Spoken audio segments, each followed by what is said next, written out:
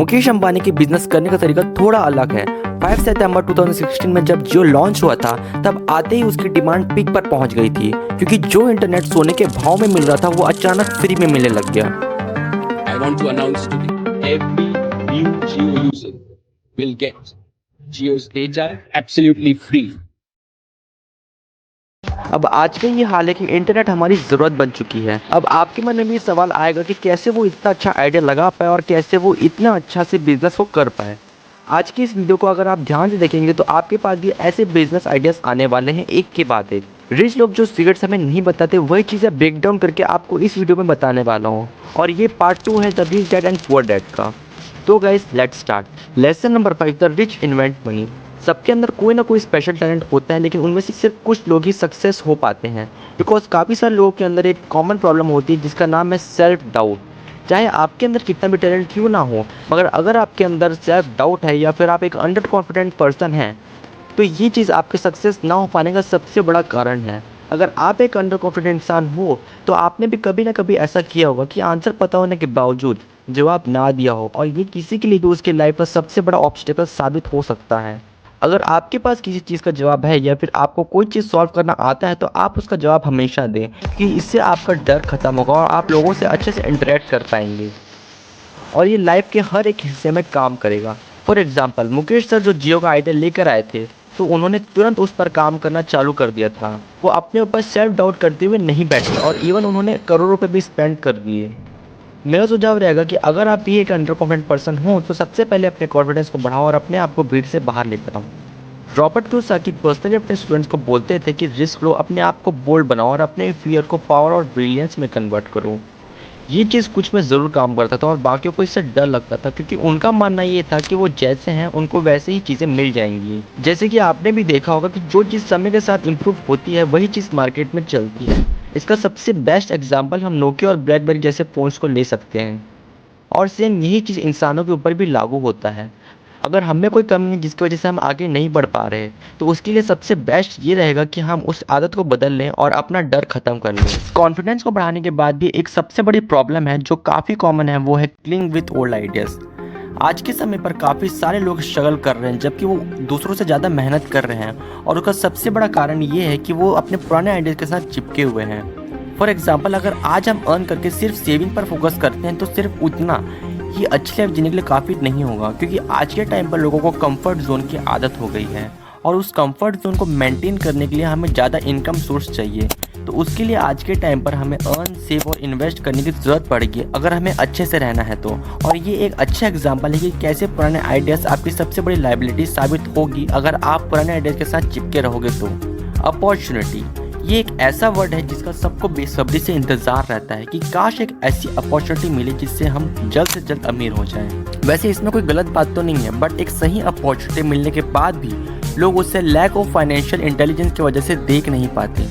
For example, मेरे एक friend के फादर को किसी ने बिटकॉइन खरीदने की सलाह दी जब वो एकदम न्यू आया था, बट अनफॉर्चुनेटली वो उस अपॉर्चुनिटी को देख नहीं पाया और उसमें उन्हें पैसा इन्वेस्ट करना वेस्ट लगा। और ऐसा ही कई सारे लोगों के साथ होता है, वो सही अपॉर्चुनिटी को देख नहीं पाते। रॉबर्ट कियोसाकी ने इसके लिए कहा है कि आपको अपने फाइनेंशियल इंटेलिजेंस पर काम करके उसे डे टू डे इम्प्रूव करना चाहिए, जिससे कि आप आने वाले अपॉर्चुनिटी को देख पाओ और दूसरों से पहले और दूसरों से ज़्यादा आगे बढ़ पाओ। अब सवाल ये आता है, what is financial intelligence? Financial intelligence का सिंपल मतलब होता है आपकी प्रॉब्लम सॉल्विंग स्किल, कि आप कितने स्मार्टली और इजीली अपनी पैसों की प्रॉब्लम को ख़त्म करते हो। और इसके लिए आपको सबसे वैल्यूएबल चीज़ में इन्वेस्ट करना चाहिए, और वो है आपका ब्रेन, क्योंकि आपका सबसे बड़ा एसेट आपका ब्रेन है। अगर आप इसे अच्छे से ट्रेन करते हो तो ये आपको एक्सपोनेंशियल ग्रोथ अचीव करने में मदद करेगा। तो अपने पैसों में इन्वेस्ट करने से पहले आपको अपने माइंड में इन्वेस्ट करना चाहिए। फाइनेंशियल इंटेलिजेंस को इम्प्रूव करने का क्या फ़ायदा होता है, रॉबर्ट कियोसाकी ने अपने बुक में अच्छी तरह से बताया है। उस टाइम जब वहाँ की इकोनॉमी ठीक ठाक नहीं चल रही थी, तो उस टाइम इन्वेस्टर्स के लिए गोल्डन टाइम था इन्वेस्ट करने का।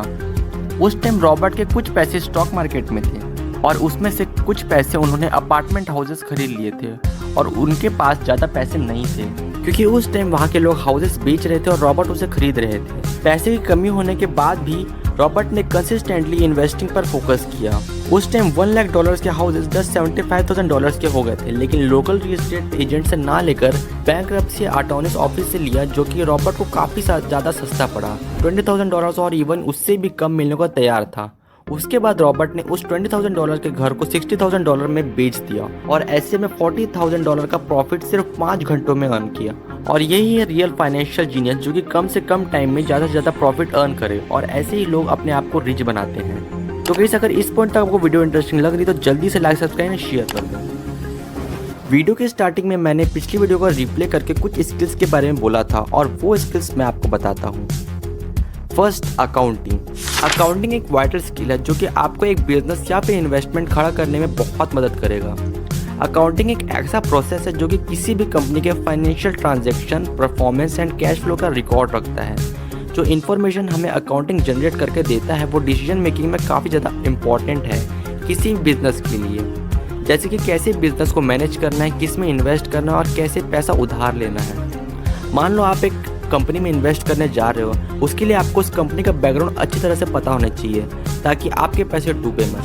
सेकंड है investing. Investing is the science of money making money. Simple में बताऊँ तो इन्वेस्टिंग में आपका पैसा आपके लिए काम करता है। फॉर एग्जाम्पल, अगर आपने किसी कंपनी में इन्वेस्ट किया तो वो पैसा आपको और पैसा बना के देगा, जिसमें आपको बिल्कुल भी अपना टाइम देने की जरूरत नहीं पड़ेगी। थर्ड है understanding market, the science of supply and demand. Alexander Graham Bell जिसने टेलीफोन का आविष्कार किया था, जिस टाइम उन्होंने टेलीफोन का आविष्कार किया था उस टाइम वैसे ही किसी चीज़ की काफ़ी ज़्यादा ज़रूरत थी, और उस टाइम टेलीफोन के आते ही उसकी डिमांड पीक पर पहुंच गई। और ऐसे ही लोग इस सिंपल लेकिन इफेक्टिव से कॉन्सेप्ट को समझकर लोग मिलियंस में अर्न करते हैं। जैसे कि मुकेश सर ने किया था, जिस टाइम उन्होंने फ्री इंटरनेट देने का वादा किया उस टाइम इंटरनेट की काफ़ी ज़्यादा डिमांड थी और उसके आते ही उसकी डिमांड पीक पर पहुँच गई। Fourth, the law. अगर कोई पर्सन टैक्स एडवांटेज और कॉरपोरेशन के दिए जाने वाले प्रोटेक्शन को समझ ले तो वो काफ़ी जल्दी रिच हो जाएगा और अपने पैसे क्रेडिटर से बचा पाएगा। First, tax advantage. एक कॉरपोरेशन बहुत सी चीज़ें करता है जो कि एक एम्प्लॉय कभी नहीं कर पाता, जैसे कि टैक्स से पहले अपने एक्सपेंसेस पे करना। और कॉरपोरेशन का सबसे इंटरेस्टिंग पॉइंट है, जैसे कि एम्प्लॉयज़ अर्न करते हैं और जो वो अर्न करते हैं उसमें सबसे पहले वो टैक्स पे करते हैं, यहाँ तक कि जो वो खर्च करते हैं उस पर भी उनको टैक्स पटाना पड़ता है और वो उसमें अपनी लाइफ जीने की कोशिश करते हैं जो कि बच जाता है। और कॉरपोरेशन जस्ट इसका उल्टा करता है। इस पॉइंट को मैंने अपने पहले की वीडियो में काफ़ी अच्छी तरह से समझाया है प्रूफ के साथ, तो डिस्क्रिप्शन में उस वीडियो का लिंक है, आप उस वीडियो को ज़रूर देखें। कॉरपोरेशंस अर्न करते हैं और अपने सारे एक्सपेंसेस पर खर्च करते हैं और जो बच जाता है उसमें वो टैक्स पे करते हैं। ये सबसे बड़ा और लीगल टैक्स लूपहोल है जिससे रिच लोग यूज़ करते हैं।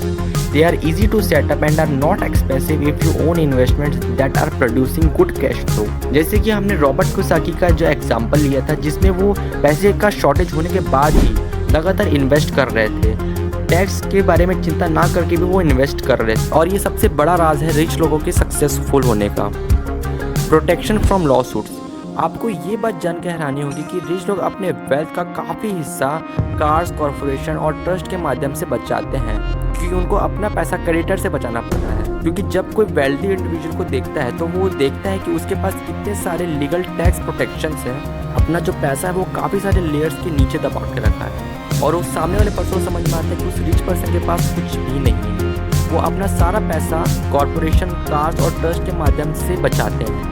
इन सारी चीज़ को समझकर प्रैक्टिकली अप्लाई करने के बाद आप काफ़ी जल्दी सक्सेस अचीव कर सकते हैं। तो गाइस, इस वीडियो का पार्ट 3 जल्दी मेरे चैनल पे आने वाला है, तो उसके लिए आप मेरे चैनल को लाइक, सब्सक्राइब, शेयर जरूर करें। Thank you guys.